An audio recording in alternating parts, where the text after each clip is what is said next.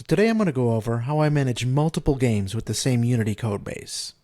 This same Unity project is used for 5 games. That is, Into the Inferno, Crossing the Sands, Navigating the Labyrinth, Toward the Ice, and Delving the Depths. I'm able to manage multiple games in this project because each game is controlled by data and a set of skins.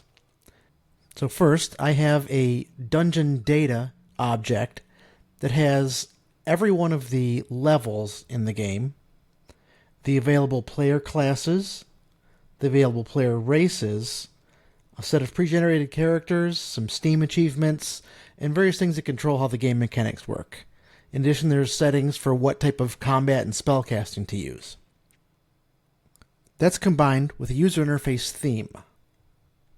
Now looking at this, it includes very important things like the name of the game, the Steam app IDs, and a bunch of images that are used for the window borders, buttons, colors that determine how things look, the character images that are used for character portraits, because each game has a different set of character portraits.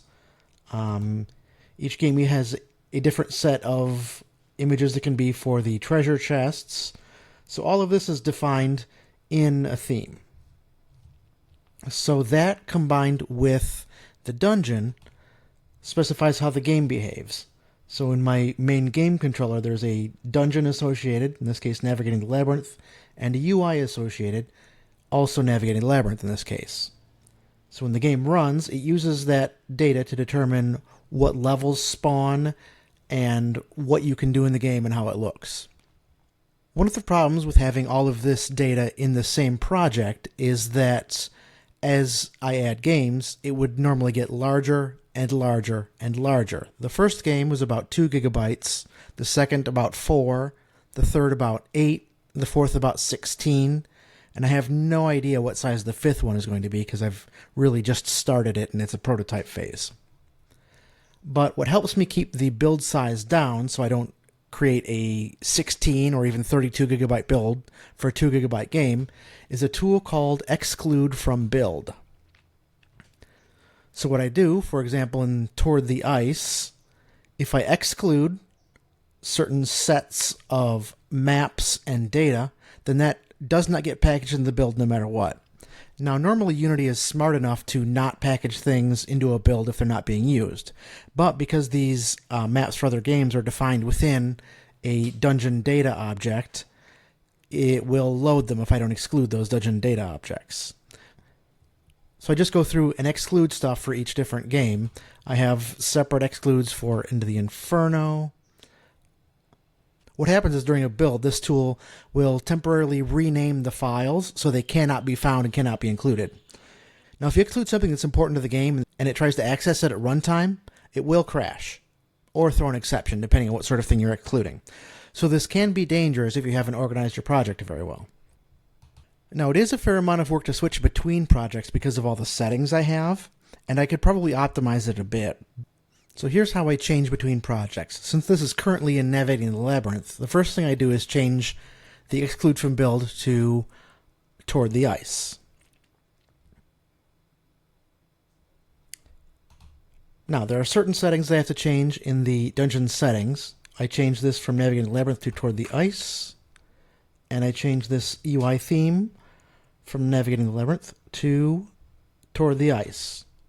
I don't have to switch the theme, and I can use other themes with this game just to test out, but this theme was built specifically for this game. Now, there are a couple other things that are a little bit annoying. Right now I have separate main menu, credits, and intro scenes, so I'll just switch those out. And I don't need to have separate scenes for these. I could absolutely use the data that is in the dungeon config object to automatically generate the menus and the titles and the backgrounds for these scenes based on the data that's in them, but I just haven't done that yet. At some point I probably will. And then importantly, in the player settings, right now it says Navigating the Labyrinth, so I have to change that.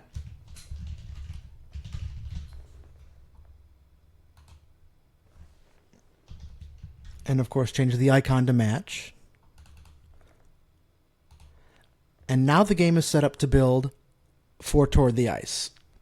That's enough steps and changes that I could easily, if I'm not paying attention, set something incorrectly and build the wrong game, or build a hybrid that is incorrectly configured. That is definitely a danger for people who don't pay attention. I actually have a checklist that I go through, which is a list of those 5 items. And anytime I switch to make a build for production, I always just follow that process. I have it memorized, it's instinctive, but I still just look at the checklist while I'm doing it. Now that seems like it's extra work, but compared to maintaining 5 separate projects that have a significant amount of overlapping code and some overlapping resources, for example, I'm using Rewired for the controller support, and the keyboard mapping files and all of that config stuff I'd have to copy to every single project. Now, I could absolutely have a repository that is just the core game that has all of the dungeon crawler mechanics and the map logic and all of that. But it's still 5 separate Unity projects to maintain.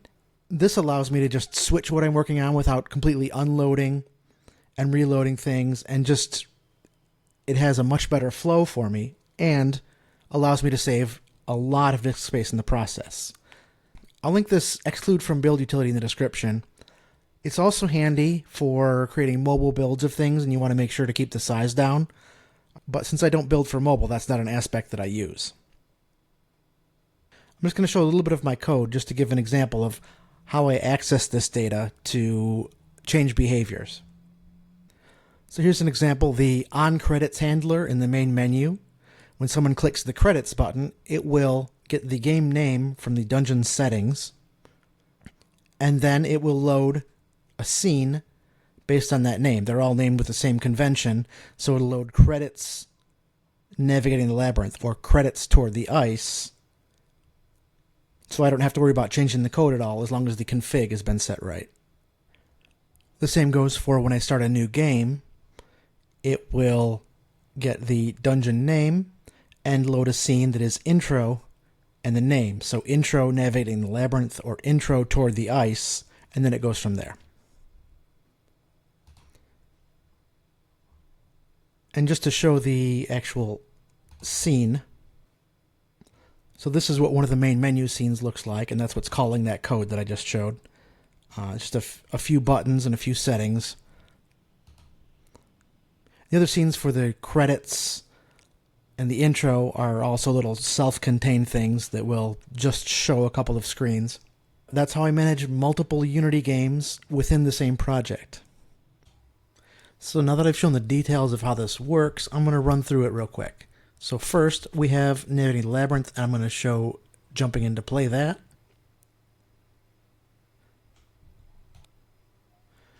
And you can see the last saved game is near the Neptune statue.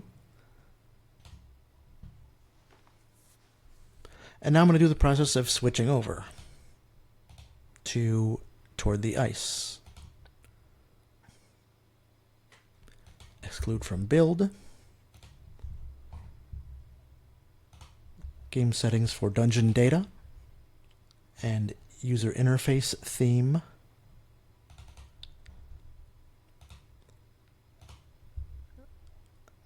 Build settings to switch scenes. This isn't actually necessary for playing in the editor, but I just do it as a part of the process. Changing the game name and the icon. And now I'm ready to enter the game in Toward the Ice.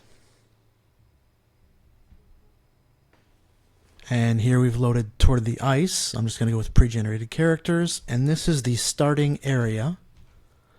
And it's a completely different game. So that saves me a lot of trouble synchronizing code. And for example, if I make a change or fix a bug in one game, it's automatically in all of the other games. I definitely recommend using the same code base for multiple games if you always want them to get the same changes. Now, I do have some configs that allow me to use separate combat systems and separate status bars, but that is extra work. But again, it is still less work than if I had maintained separate code bases. I'd actually started out maintaining Into the Inferno and Crossing the Sands as separate code, but every time I changed something, the process of backporting became more and more work because they're getting slightly out of sync feature-wise. So I got to a point of frustration where I migrated the Into the Inferno resources into the Crossing the Sands project and then split them out to be config controlled like this. So let me know if you have any questions or thoughts on this process in the comments, and thanks for watching.